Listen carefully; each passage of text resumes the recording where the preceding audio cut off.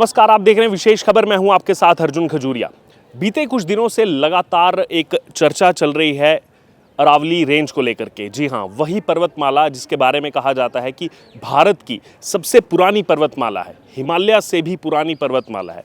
तो आखिरकार 250 करोड़ साल पुरानी ये पर्वतमाला, ऐसा आखिरकार क्या हो गया कि इन दिनों चर्चाओं का विषय बनी हुई है। चाहे फिर वो अवैध खनन का मुद्दा हो, चाहे फिर उसको नई परिभाषा देने का मुद्दा हो कि 100 मीटर से ऊपर की जो हाइट वाले पहाड़ होंगे उन्हीं को जो है केवल यहाँ पर माना जाएगा कि वही अरावली रेंज है। फिर बाद में उसमें क्लैरिफिकेशन दिया कि नहीं, ये सी लेवल से मापा जाएगा।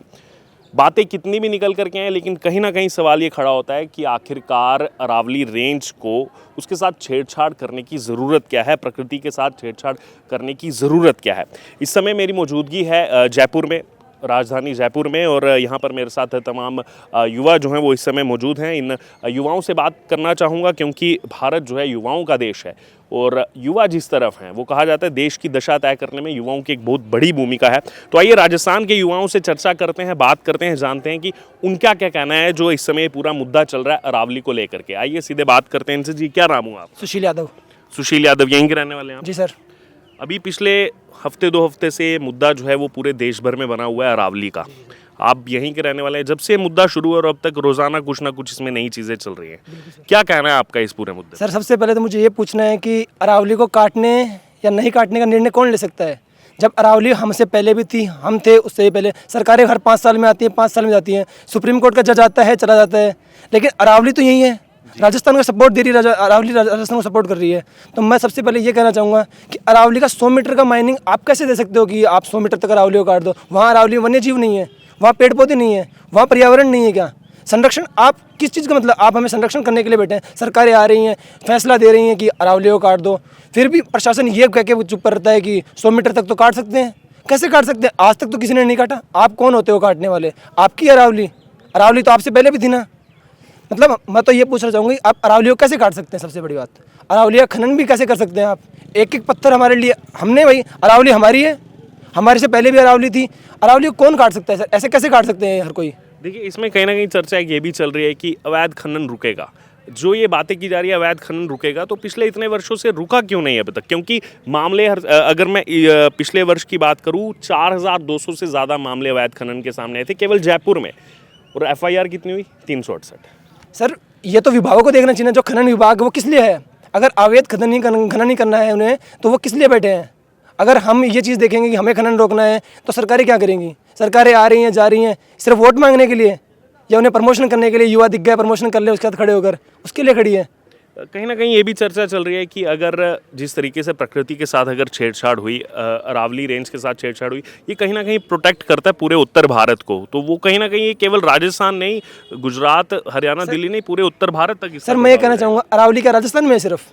अरावली मतलब लोगों को, मतलब जो डिसीजन दिया उसको ये पता है अरावली कैसे बनी थी, कितना समय लगा था उसको बनने में। आपने बोल दिया 100 मीटर तक काट दो, 100 मीटर बनने में कितना टाइम लगा था उनको पता है? ये मतलब ऑर्डर पास कर दिया, बैठ के एक ऑर्डर है, जजमेंट दे दिया आपने कि आप 100 मीटर तक काट लो, वो कोई बात होती है?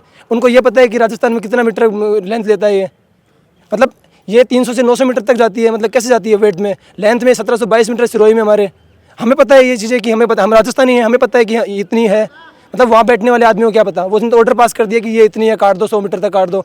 उन्हें क्या पता इस चीज़ के बारे में? बिल्कुल, अब जन आंदोलन बना, और यही जन आंदोलन का कारण बना जो सरकार को अब यहाँ पर नोटिस जारी करना पड़ा। कल शाम को ही आपको बता दें, केंद्र सरकार ने नोटिस जारी किया है कि किसी भी तरीके की माइनिंग या किसी भी तरीके का खनन वहाँ पर नहीं होगा।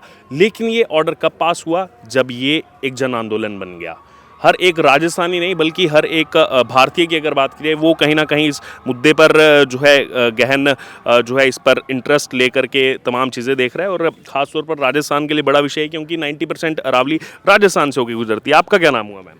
जी सर, मेरा नाम सपना है, और मैं यही कहना चाहूँगी, आपने शुरुआत की थी कि युवाओं से हम जुड़ रहे हैं, तो युवा होने के नाते मैं सोचती हूँ कि जब हम प्रशासन से जुड़ेंगे तो अवैध खनन को रोकेंगे। लेकिन यहाँ तो अवैध खनन को मतलब प्रमुखता दी जा रही है। अगर मान ली प्रशासन ही बढ़ावा दे, हाँ, प्रशासन ही बढ़ावा दे रहा है, तो फिर हमारा सहयोग कहाँ रहा?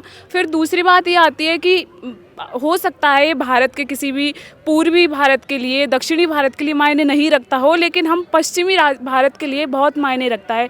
और ख़ासकर जब मैं राजस्थानी हूँ तो मेरे लिए सबसे प्रमुख विषय बन जाता है ये। दूसरी बात, जब हम हमारे बीए है तो हम ज्योग्राफिकल सब्जेक्ट पढ़ते हैं। अच्छा। हाँ, तो मुझे लगता है कि इसके साइड इफ़ेक्ट इतने ज़्यादा है कि हम इससे बहुत ज़्यादा प्रभावित होंगे। जैसे कि मान लीजिए हमारे राजस्थान में पानी की वैसे भी कमी है। कहा जाता है कि जब पर्वत से बरसात होती है तो वो पानी नीचे इकट्ठा होकर कुएं में या फिर तालाब में वृद्धि करता है। तो जब वो नहीं होगी, कट जाएगी वो, तो फिर वो पानी रुकेगा कहाँ, बह के चला जाएगा, मिट्टी भी बहेगी। मुझे लगता है सबसे ज़्यादा प्रभाव किसानों पर पड़ेगा। और किसान, जो कहा जाता है कि हमारे भारत में प्रमुखता कृषि को दी जाती है और किसान को ज़्यादा प्रमुख माना जाता है, फिर उसके बारे में सोच कहाँ रहे हैं लोग, पता नहीं। अब ये सुप्रीम कोर्ट का फैसला है, कितने दिन में वो होगा, अब इसके बारे में। बिल्कुल, अब जन आंदोलन बन गया तो अब मुमकिन तो नहीं लग रहा है यहाँ से कि अब ये चीज़ें आगे बढ़ेंगी। सरकार भी कहीं ना कहीं अब रोक लगा रही है क्योंकि जन आंदोलन बन गया है तो पूरा। जी सर, मेरा नाम विक्रम चौधरी है। सर, मैं सरकार से यही कहना चाहूँगा कि आप एक और तो पर्यावरण संरक्षण की बात करते हो जी, वही दूसरी ओर अवैध खनन को मतलब बढ़ावा दे रहे हो, तो कहीं ना कहीं उनसे यही आग्रह रहेगा कि मतलब पर्यावरण संरक्षण को बढ़ावा देते हुए जो मतलब आप कर रहे हो वो नहीं किया जाए। आप क्या कहना चाहेंगे? जी सर, मेरा नाम हिमांशु चावला है। मैं यही कहना चाहूँगा कि जो इस सुप्रीम कोर्ट ने ये जो ऑर्डर पास किया है, इसके अंडर 90% से ज़्यादा अरावली कट जाएगी। तो ये मतलब इस सरकारी क्या इसको संरक्षण कर रही है या फिर इसको काटने का फरमान जारी कर रही है? ये तो सर बिल्कुल गलत है। ये पानी भी स्टोर रहता है, अरावली पानी को भी काफ़ी स्टोर करती है। और है ना, जो ये बजरी माफिया का भी ये काफ़ी प्रकोप हो जाएगा अगर ये ऑर्डर पास हो गया तो। खनन काफ़ी ज़्यादा हो जाएगा और कुछ सालों में तो ये सिचुएशन आ जाएगी कि वो पूरी अरावली लगभग ख़त्म सी हो जाएगी। तो सर ये तो गलत है बिल्कुल। बिल्कुल। एक लास्ट क्वेश्चन मैं पूछना चाहूँगा सरकार से। हाँ, अगर वो सुप्रीम कोर्ट ने ऑर्डर पास, इतने दिन वो कहाँ थे? जन आंदोलन के बाद वो सामने कैसे आ रहे हैं आज? मतलब इससे पहले भी उनके पास, उन्हें तो पता ही था कि अरावली कट रही है, तो इतने दिन सरकारें कहाँ थी? आज क्यों अवैध सामने आ रही खनन हैं? तो कई वर्षों से चल रहा है। आज ही क्यों? जब अरावली की बात आई तभी क्यों? उससे पहले भी तो अवैध खनन हो रहा था, तब सरकारें कहाँ हैं? मैं पर्सनली किसी एक सरकार को टारगेट नहीं कर रहा हूँ, लेकिन कहाँ है वो? आप कहते हो युवाओं को बढ़ाएंगे, हम ऐसे बढ़ेंगे युवा? जब आप सपोर्ट किसी और को करते हो, युवाओं को सपोर्ट करने के बदले आप तो बजरी माफिया को सपोर्ट कर रहे हो, क्योंकि वहाँ तो आप कुछ कर ही नहीं रहे ना, यहीं कर रहे हो आप तो सब कुछ। यही कर रहे हो बिल्कुल। और चीज़ ये भी सामने आती है, आप कुछ कहना चाहेंगे? सर, मैं यही कहना इधर चाहूँगा। आ जाइए, इधर आ जाइए। हाँ मेरा नाम विजेंद्र कुमार वैद्य है। जी। जैसे स्त्री का उसके आभूषण वो होते हैं सौंदर्यता, ऐसे ही राजस्थान की ये अरावली है वो सौंदर्यता को बढ़ावा का काम कर रहे हैं। क्या बात है, बहुत वो सर- जबरदस्त बात कही आपने। वो जैसे कि सर वो क्या बोलते हैं, राजस्थान के लिए ही नहीं, अरावली पूरे इंडिया के लिए बहुत प्रमुखता रखती है। और सर मैं यही कहना चाहूँगा, पहाड़ नहीं कटने देंगे, अरावली नहीं मिटने देंगे। अरावली नहीं मिटने देंगे, नहीं मिटने देंगे अरावली। जी, हाँ जी सर, बिल्कुल बिल्कुल नहीं मिटने देंगे अरावली। मेरा नाम कपिल कुमार है, मैं भी राजस्थान का रहने वाला हूँ। अगर मानिए अरावली है, उधर हमारे डेजर्ट है, उससे इधर अलग हो जाएगा। अगर अरावली कट जाएगा तो इधर बहुत ज़्यादा पूरा दिल्ली वो कहाँ तक पूरा जो है बिल्कुल गर्म- सूखा हो जाएगा। हाँ। सूखा और बहुत ज़्यादा गर्मी पड़ेगी, उससे फिर रहना इधर नामुमकिन सा हो जाएगा। यही था। क्योंकि कहीं ना कहीं अब सरकार कितनी भी एक्सप्लेनेशन दे, सरकार कितने भी अब चीज़ें कहे कि नहीं केवल 0.19% जो है माइनिंग होगी, करनी क्यों है? सवाल यह है कि प्रकृति के साथ छेड़छाड़ क्यों करनी है? हम एग्जाम्पल्स देख रहे हैं, मैं नाम नहीं लेना चाहूँगा, लेकिन हम एग्जाम्पल्स देख रहे हैं जहाँ जहाँ प्रकृति के साथ छेड़छाड़ हुई है, प्रकृति ने अपना बदला ज़रूर लिया है। हाँ जी सर, बिल्कुल सही कह रहे हैं। जी, आप कुछ कहना चाहते हैं? जी, यहाँ आ जाइए। जी, मेरा नाम कोमल सांखला है, मैं राजस्थान से हूँ। तो मैं सरकार से ये कहना चाहती हूँ, आप जो ये विकास के नाम पर विनाश कर रहे हैं, ये सही नहीं है। अगर अरावली 100 मीटर के ऊपर कट जाती है तो राजस्थान में डेजर्टिफिकेशन की होगा। और एक तरफ सरकार हरियाणा राजस्थान प्रोग्राम चलाती है और दूसरी तरफ अरावली को काटने का सुप्रीम कोर्ट ऑर्डर पास करती है। वहीं दूसरी ओर ग्रीन वॉल का बोला है कि ग्रीन वॉल हम इस्टेब्लिश करेंगे, लेकिन फिर अगर आपको ग्रीन वॉल ही इस्टेब्लिश करनी है और हरियाणा राजस्थान, तो आप अरावली क्यों काट रहे हैं? एक तरफ से आप विकास करें और दूसरी तरफ विनाश, तो आप उसके दोनों क्राइटेरिया देख के तभी डिसीजन लें।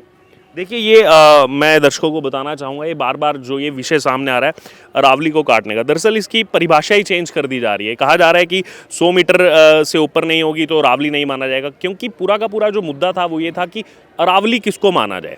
बहुत सिंपल वर्ड्स में, बहुत आसान से शब्दों में जो है सरकार इसकी डेफिनेशन दे सकती थी, लेकिन सरकार ने एक ऐसा रास्ता चुना, एक ऐसा कठिन रास्ता चुना, ना तो वो लोगों तक जो है वो उस चीज़ को समझा पाए, ना अपनी इंटेंशन क्लियर कर पाए, ना लोगों तक सही तरीके से अपना कम्युनिकेशन रख पाए। और इसमें कहीं ना कहीं गलती सरकार की है और उन्होंने पैमाना क्या चुना? उन्होंने पैमाना ये चुना कि 100 मीटर को जो है हम क्राइटेरिया बनाएंगे। अब उसके बाद कितनी भी एक्सप्लेनेशंस, चाहे फिर वो हमारे केंद्रीय मंत्री हों, उनकी तरफ से यहाँ पर दी जा रही हैं, लेकिन ये सब बाद की बातें, ये सब एक्सप्लेनेशंस तब आई हैं जब एक बहुत बड़ा जन आंदोलन जो है वो शुरू हो गया। किसान सड़कों पर आ गए, लोग सड़कों पर आ गए और एक ये जन आंदोलन बन गया। ये किसी कोई पार्टी पॉलिटिक्स की बात नहीं है, ये उस अरावली रेंज की बात है जो कि 250 करोड़ साल पुरानी है। अब बहुत सारे लोग जो हमको सुन रहे होंगे उनकी उम्र अभी 25 वर्ष भी नहीं होगी, 25 वर्ष भी नहीं होगी, और ये 250 करोड़ साल पुरानी जो है पर्वतमाला है।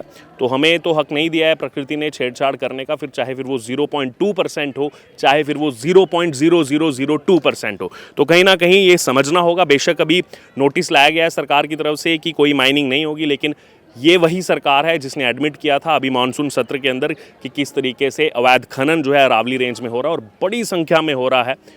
उस पर सरकार क्या कदम उठा रही है, उस अवैध खनन को रोकने के लिए, उस माफियागिरी को रोकने के लिए सर क्या कर रही है, इस पर ज़रूर यहाँ के लोगों की जो है नज़र है। अब आपने युवाओं के साथ ये चर्चा सुनी है, अब आपका इस पर क्या कहना है, आपकी इस पर क्या राय, आपका क्या कहना है जो अभी अरावली का पूरा ये मामला चल रहा है, आप ज़रूर कमेंट बॉक्स में शेयर करें और बने रहें विशेष खबर के साथ।